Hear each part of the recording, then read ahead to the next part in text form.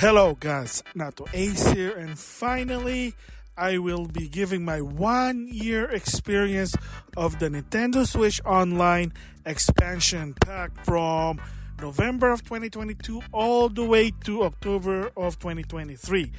Of course, by now, let's just say that I'm only with the basic one because the main objective for me, why I have the basic one, is to have a backup save and also a bit of the privileges such as getting those icons from the Nintendo Switch shop, plus using their app. I mean, I like it, I enjoy it. It is what it is there. But with that said, so was it different? Did it make it better? Am I intrigued?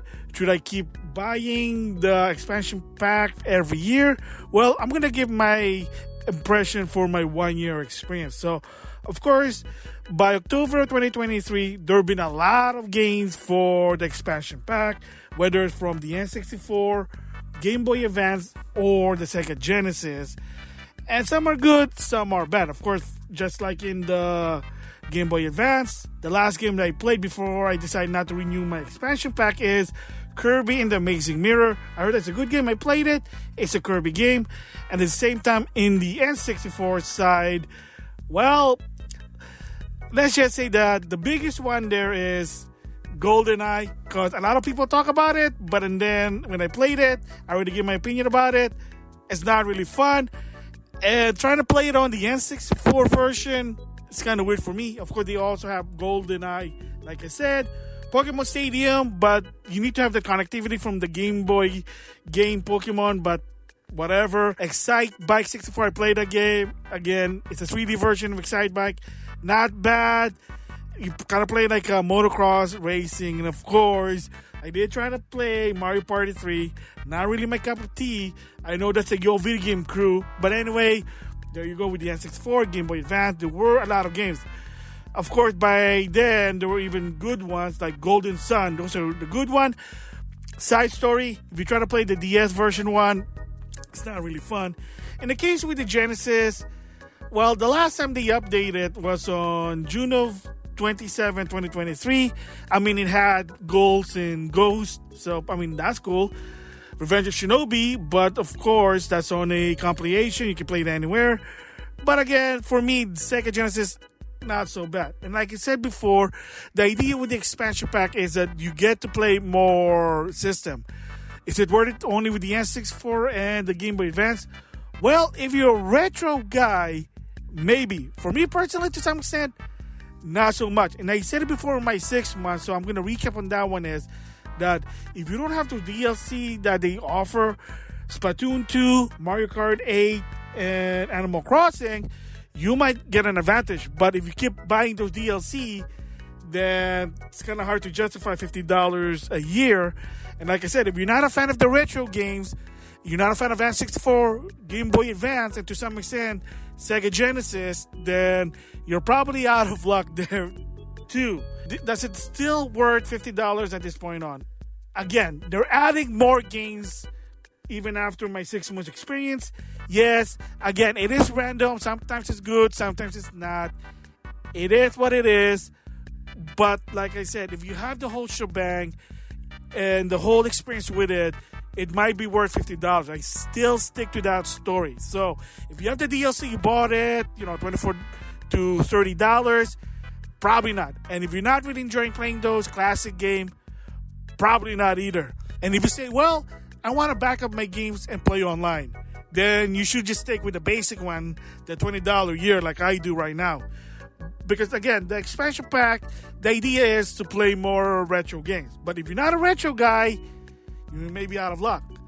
However, this is something different. I know I'm going to go political here, but hear me out. There have been stories that a lot of gamers right now, they're enjoying playing more of the retro games or past games versus the modern one because of the whole story, what's happening. I hate to say it, let's just say there is some sort of DEI factor in it, but I'm not going to talk about it here. But again, that might be an advantage to some to try these games. If it wasn't for this game, you wouldn't have like those modern games. But again, they are retro, they're old. Do you really have time to play this if you're buying other games? Hard to justify. But like I said, Even so, by October of 2023, that's when my subscription ended, they were offering a lot.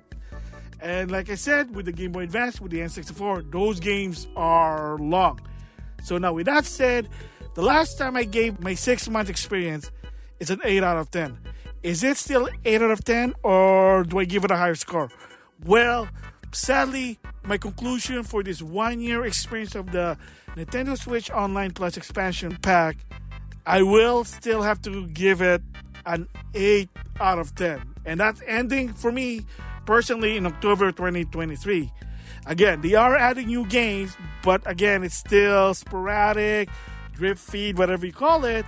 And some of them are not good, and some of them, let's just say the international fans are not happy, i.e. Mother 3, because if you don't know, yes, that game is out, but it's only in the Japanese side.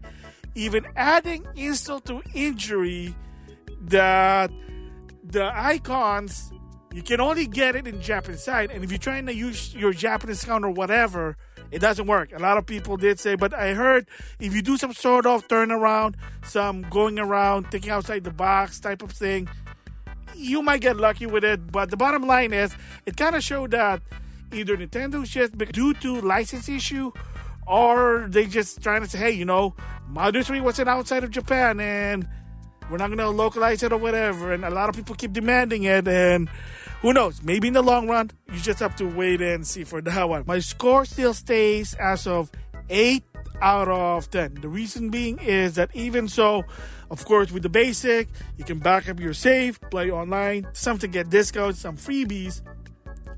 That's the most factor, the most majority of people are going to use it for. Again, unless you're a Super Nintendo fan, and you love their system, you want to play Game Boy Advance, Sega Genesis to some extent, N64, there you go. And like I said, if you don't have those DLC, then it might be a better for your buck, $50. But like I said before, if you have those DLC, you already paid for it, kind of hard to justify $50 just to play those retro, or vice versa. Like, oh, I don't like N64 or whatever retro, I just want the free DLC. Again, hard to justify $50. So it is an 8 out of 10. They're adding more games, but same concept as before.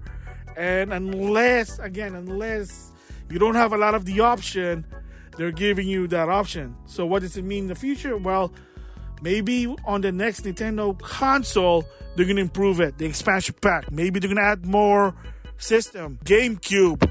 Maybe Wii to some extent. Even that's kind of hard because if you notice lately, they've been remastering some GameCube and Wii games. But who knows? You never know. Maybe hard to get games. They're probably going to finally put it on the expansion pack. So again, who knows?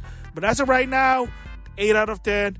They're adding more games. That's really the improvement. But the premise still stay. If you want those retro experience with the N64, Game Boy Advance, and Sega Genesis, cool.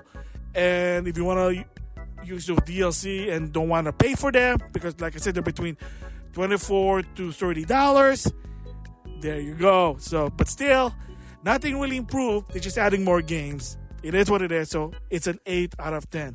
So that is my impression of a 1-year experience of the Nintendo Switch Online and Expansion Pack. Would I go back? As of right now, for me personally, no, because I have multiple consoles and I don't have time to play a lot of games. However, on the next Nintendo console, if they improve it, they evolve it, let's just say, we'll have to wait and see. But for now, for me, no. Like, if you want to use the Nintendo Switch Online, the most important factor for it is backup save, maybe discount if they do it, the free trial, but playing online. That's really it. So anyway, that's my impression of the 1-year experience. It's up to you. But me personally, I'm going to hold it back. Not really worth my time.